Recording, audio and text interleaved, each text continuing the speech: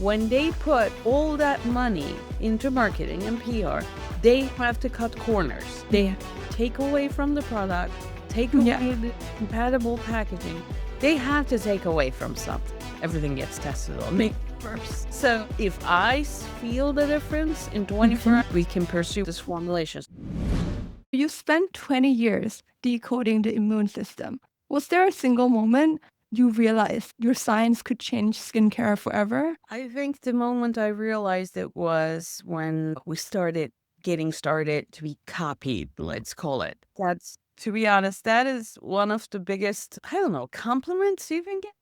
Because most beauty brands, big conglomerates, they only give you one hero ingredient and then you end up with this formula that you pay hundreds of dollars and it doesn't work. That's the whole reason we started getting immunology, molecular medicine, dermatology, chemistry into a formula. Wow, that is fascinating. I think a lot of people, when they start a business, they're afraid they're going to get copycats, but actually you talking about it as a compliment makes a lot of sense, because if you're being copied, it means you're relevant. Yes. And let them copy you because you are the owner of your ideas. You can always come up with something new. However, the copycat cannot come up with a new idea. They copied you. What personal breakthrough made you walk away from 2 decades in science for entrepreneurship? Well, I haven't walked away from science. We're still working with my colleagues, other projects. I still mentor people, which I love. I love in business world, in science world. So you cannot take out the science out of girl and the girl out of the science, to be honest. I just like both worlds and they're not separate. One is more hardcore, the other softer and glittier. So when did you realize this wasn't just research anymore and it could be a product that could actually scale? I think when I started using on me and my father, who was going through cancer treatments and having skincare problems, because that's what happens with cancer patients, I realized that it was working for him as well. I was like, okay, we have something here. I think we should share this. It's not easy. A small brand trying to be ethical, transparent, and still keeping the science. What do you think were the signs? What's the one thing that skincare brands get totally wrong about inflammation? That inflammation is bad. There are types of inflammation. There's acute inflammation, and chronic inflammation. Acute inflammation, you need that, like, seriously, because that is the one that sees the microbes and the viruses and the bacteria, that bacteria that comes into your body.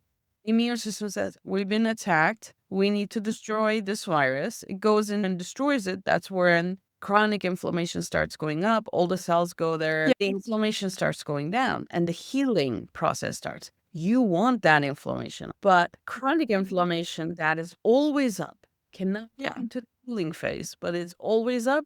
You don't want that. That happens in autoimmune diseases.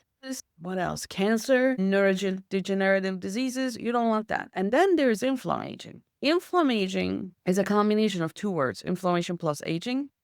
So what it does is it's like always, let's say you have an engine and you're leaving it on at the basal level all the time. What's going to happen? It's going to wear itself out.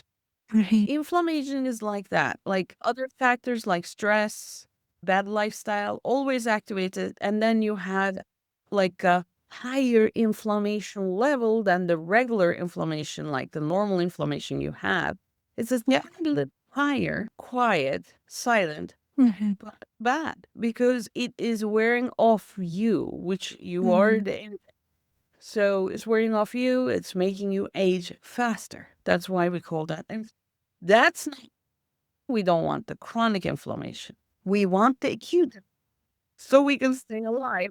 So that is a mistake everybody's doing. So generalizing science is not good. It hurts people. So that's the problem.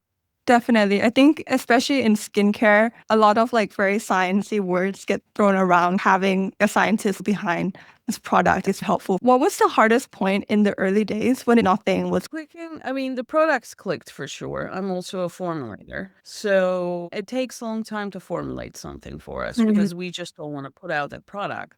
just because it looks pretty. The texture is awesome. Everything beats the lineup.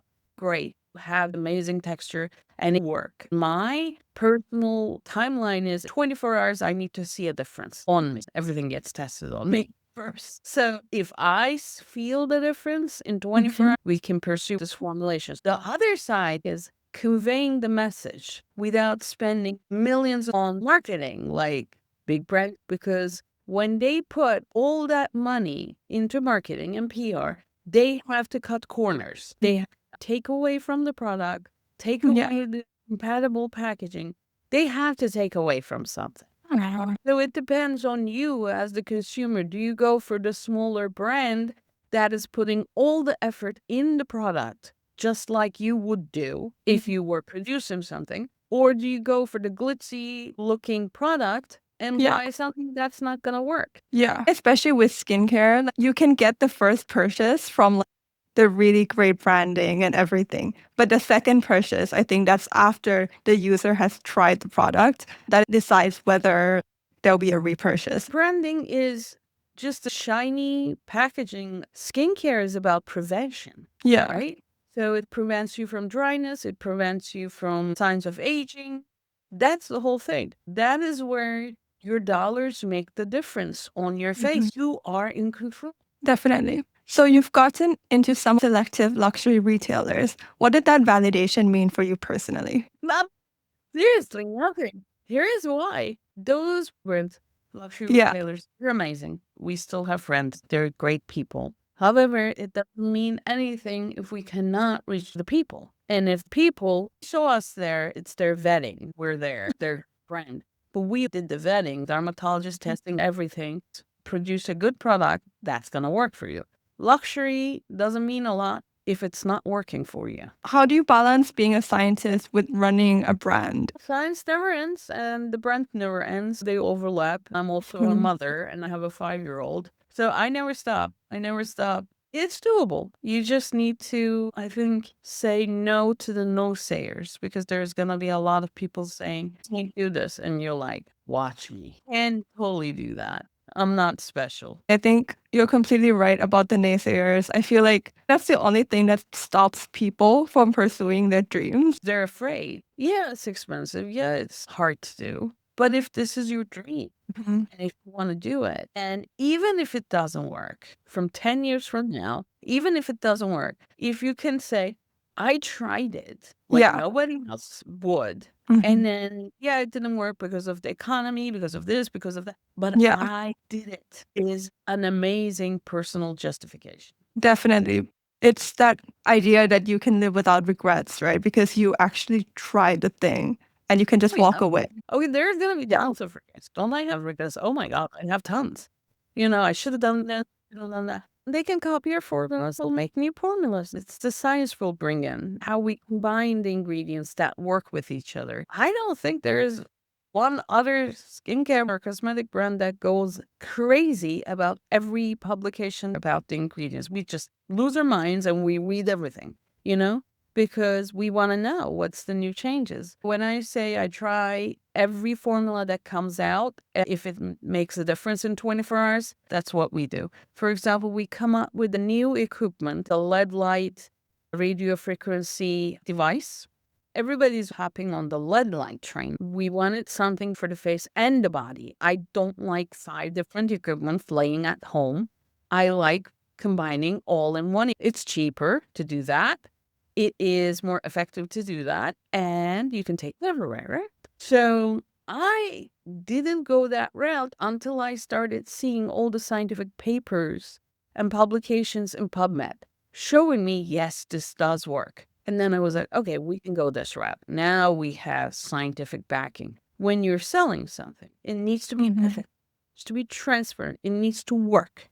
And that's what I want as a consumer. So that is the Avicina difference. Especially since you test everything on yourself. And husband. Tested on husbands. Does he know? He loves them. It's like, I'm out of cream. Do we have more cream? How did you fund those first prototypes? Any hacks or sacrifices most founders don't know about? Everything is a sacrifice. Everything we did was bootstrapped out of our pocket because the investors didn't understand. What is this? What is this science? It's not sexy enough. You're not a celebrity. So that's the hardest part, to find the right partner who will understand your vision and work with you. Mhm. VCs could be very hands-on. VCs can stand away, the investors. But no, you want a partner. You want a partner, and you need them to understand what you're doing, and they need to understand what you're doing. So what's the advantage of bootstrapping? You are only responsible to yourself, sure. But the advantage is also you only owe the money to yourself. So if you want to walk out, you can walk out clean. That is the freedom. And you have freedom of creation and can pivot faster. So I think industry is moving towards bootstrapping now, especially with AI and tech. But in skincare, this works too. It just allows you to have more freedom. And eventually, if you do really well, VCs will chase you down. yeah, that's true. And also, I mean, today, unfortunately, the economy all over the world is going through a downside. So people are trying to go for cheaper products, and I understand that. However, this is the question I'm going to leave you about the cheap product. Cheap skincare product. How did they become so cheap? Where did they cut corners? What are you actually buying? So, because the ingredients are so expensive, the good peptides are expensive. Yeah. So, if you're a big company, yes, you can buy it in bulk and get Mm-hmm. that is fine. But there is a certain amount of discount you can get. So, how do you cut the corners to get peptide serum, $10? How is that gonna work? Because you don't know until it works. That's the problem. So there's a reason some products are higher in pricing because of all the testing, all the scientific work, and all the high quality ingredients and the time that takes to combine them. And then there is the $10, $5 product. That's not gonna do anything for you. So yeah, So what you're trying to say is just go for quality. quality. Because this is your phrase. If you buy something cheap today, you're going to pay the price in the future. Thank you, Dr. Ebru, for coming on the podcast and sharing your insights. Thank you for having me. It's been a pleasure. Thank you.